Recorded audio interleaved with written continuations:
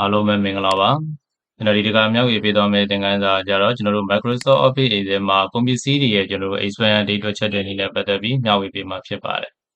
အဲ့တော့ဒီမှာတော့ကျွန်တော်တို့ကဒီပစ္စည်းတွေပေါ့နော်ဒါတွေကကျတော့ကျွန်တော်တို့ဘယ်နေရာဒီမှာအသုံးပြုလို့ရလဲဆိုဒီကုန်တိုက်တွေ supermarket တွေမှာဆိုကျွန်တော်တို့ပစ္စည်းတွေရဲ့ expiry date ကိုတွက်ချက်တာမျိုးဖြစ်ပါတယ်အဲ့တော့ဒီမှာမတွက်ချက်ခင်မှာအရင်ဆုံးကျွန်တော်တို့ကဘာလုပ်ရမလဲဆိုဒီဘက်ကထည့်ထားတဲ့ expiry date တွေကိုကျွန်တော်လက်ရှိဒီနေ့ရောက်နေတဲ့ date ကပြီးတော့ဆိုရင်နောက်ထပ်ကျွန်တော်တို့ဘယ်နှစ်ရက်လောက်ရောင်းလို့ရအောင်မလဲပေါ့နော်ဒါမှမဟုတ်ကျွန်တော်က expire ဖြစ်သွားပြီလားမကြခင်ကုန်တော့မလားဒါမှမဟုတ်ဆက်ရောင်းနေလို့ရသေးလားเนาะအဲ့ဒါမျိုးကျွန်တော်တို့တွက်ချက်မှာဖြစ်ပါတယ်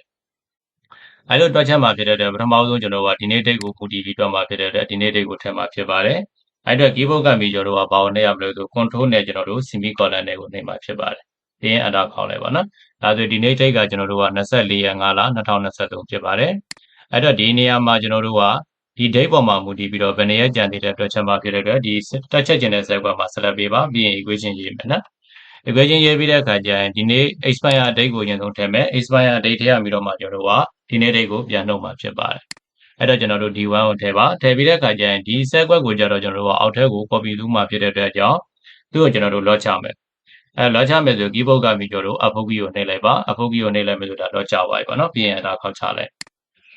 အဲ့ဒါခောက်ပြီးရင်ကျွန်တော်တို့အောက်ထပ်ကိုတော့တပည့်ကလေးနှိပ်လိုက်နော်ဒါဆိုရင်ကျွန်တော်တို့ကဒီနေ့ date နဲ့ဆိုလို့ရှိရင်ဒီမှာဆိုကျွန်တော်တို့က8ရက်ကျန်တဲ့ဒီကောင်ဆိုတာ expire ဖြစ်သွားပြီဖြစ်ပါနော်အနှုတ်ပြတဲ့ဟာတွေကအကုန်လုံးကကျွန်တော်တို့ expire ပြတယ်အဲ့တော့ဒီမှာဘယ်နှစ်ရက်ကျန်သေးလဲနောက်ပြီးတော့ကျွန်တော်ဒီဘက်မှာရောင်းလို့ရလားမရဘူးလားဆိုတာကိုစာသားအနေနဲ့ဖော်ပြမှာဖြစ်တဲ့အတွက်ကျွန်တော်ထပ်ပြီးတော့ formula ကိုဆက်ထည့်မှာဖြစ်ပါတယ်အဲ့တော့ formula ကိုဘယ်လိုမျိုးထည့်မလဲလို့ဆိုသူ့ကိုသုံးရမယ့် formula ကျတော့ကျွန်တော်တို့က if function ကိုအသုံးပြုမှာဖြစ်ပါတယ် if function ကိုသုံးမှာဖြစ်တဲ့အတွက်ဒီနေရာမှာ equation ရေးပါရေးပြီးတဲ့အခါမှာကျွန်တော်တို့ is เนาะ sorry ကျွန်တော်တို့မြန်မာစာဖြစ်နေတယ် is เนาะ is လို့ရေးပြီးတဲ့အခါမှာ logical tag logical tag ကဘာကိုကြည့်မှာလဲဆိုဒီဘက်မှာကျွန်တော်ကြံရှိနေတဲ့ရက်ပေါ်မှာမူတည်ပြီးတွက်ချက်မယ်ပေါ့နော်ဒါကြောင့်မလို့ကျွန်တော်ဒီနေရာမှာ suppose sequence ကို select ပေးပါပေးပြီးတဲ့အခါမှာ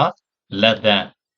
ဟိုမှာကျွန်တော်တို့ကဘယ်လိုသုံးပါလဲလို့ဆိုတော့ဒီ6ရက်6လ2023ထိအောင်ကျွန်တော်တို့ရောင်းကျင်တယ်ဆိုရင်ဒီနေရာမှာ0ကိုထည့်ပေးရမှာဖြစ်ပါတယ်။ဒါလို့အဲ့ဒီနေ့ထိအောင်မရောင်းကျင်တော့ဘူးဆိုရင်တော့ကျွန်တော်ရှင်းမှာ equation ထည့်ပေးရမှာဖြစ်ပါတယ်။ဒီတဲ့အခါမှာကျွန်တော်တို့ comma တစ်ချက်ခံလိုက်နော်။ comma ခံလိုက်ပြီးတဲ့အခါကျရင်သူ့ကိုကျွန်တော်တို့ကဘာလို့ပေါ်သေးကျင်တာလဲဆိုတကယ်လို့0အောက်ကိုရောက်သွားတယ်ဆိုရင်ဒါကကျွန်တော်တို့ expire ပြသွားပြီဖြစ်ပါတယ်။ဒါကြောင့်မလို့ဒီနေရာမှာကျွန်တော် value is true ဆိုတဲ့နေရာမှာပေါ်သေးကျင်တဲ့စာသားကိုထည့်ပါအဲ့တော့ကျွန်တော်ဒီနေရာမှာ EAP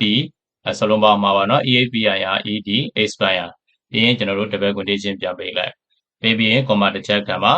comma ခံပြီးတဲ့အခါကျရင်ဒါကျတော့ကျွန်တော်က expire အတွက်တွက်လို့ပြီးပြီဒီသွားတဲ့အခါမှာနောက်တစ်ခုကျွန်တော်နောက်ထပ်ထပ်ပြီးကျွန်တော်ထပ်တွက်ချင်တာကဘာလဲလို့ဆိုတော့မကြခင်မှာ expire ဖြစ်တော့မယ်ဒါမှမဟုတ်ကျွန်တော်ရောင်းလို့ရသေးတယ်နော်အဲ့လိုမျိုးဆက်တွက်မှာဖြစ်ပါတယ်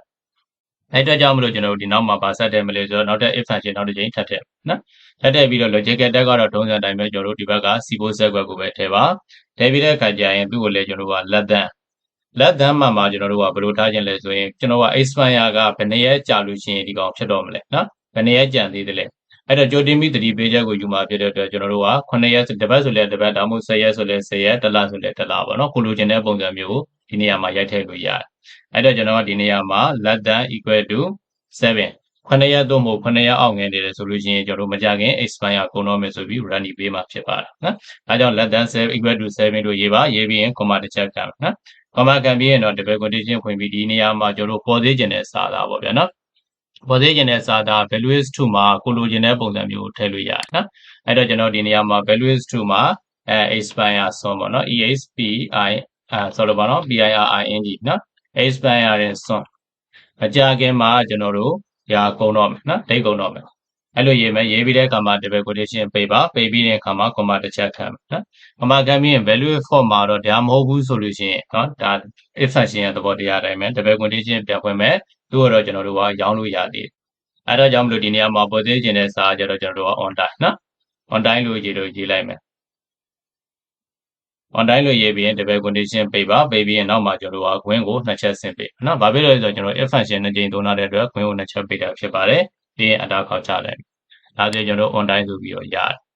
်အဲ့တော့ဒီနေရာမှာကျွန်တော်တို့ကဘယ်လိုမျိုးကွာတာလဲဆိုရင်ဒါဆို8ရက်ရှိနေတဲ့အတွက်ကြောင့်မလို့ on time လို့ပြရတယ်ဗောနော်အောက်ထဲတော့ double click နှိပ်ချလိုက်မယ်ဆိုရင်ကျွန်တော်ဒီမှာ minus ပြနေတဲ့ဟာတွေက expire လို့ပြတယ်ဟလာအပေါင်းပြနေတဲ့ဟာဆိုကျွန်တော်တို့ on time လို့ပြတယ်နော်ဒါဆိုကျွန်တော်တို့က9ရက်အောက်1ရက်ပဲလို့တော့တာဖြစ်တဲ့အတွက် expire ဆိုဒီမှာဆိုလည်းကျွန်တော်တို့9ရက်ပဲလို့တော့တဲ့အတွက် expire ဆိုပြီးတော့သူပြနေတာဖြစ်ပါတယ် အဲ့တော့ဒါကတော့ကျွန်တော်တို့အကြမ်းမြင်အပြင်တွက်တာပေါ့နော်ဒီထက်ပိုပြီးအနုစိတ်ကြားကျင်တယ်ဆိုရင်တော့ကျွန်တော်တို့ expire ဖြစ်သွားတယ်ဆိုရင်ကျွန်တော်တို့စာရဲ့အကြောင်းကတစ်မျိုးတစ်မီပြောင်းသွားအောင်ပေါ့နော်အမှအနီအောင်ပြတာတို့ပါတော့အဲ့ဒါမျိုးတွေကျွန်တော်တို့ဆက်ပြီးတော့လုပ်လို့ရသေးတယ်အဲ့လိုမျိုးလုပ်မယ်ဆိုရင်တော့ကျွန်တော်ထပ်ပြီးတော့နောက်ထပ်ပြုပြင်အောင်မယ်ထပ်လုပ်အောင်မယ်ဖြစ်ပါတယ်အခုဒီမှာတော့ကျွန်တော်ဒီလောက်ပဲပေါ့ဗျာနော်โอเคအဲ့ဆိုရင်အားလုံးပဲအဆင်ပြေကြပါစေခင်ဗျာ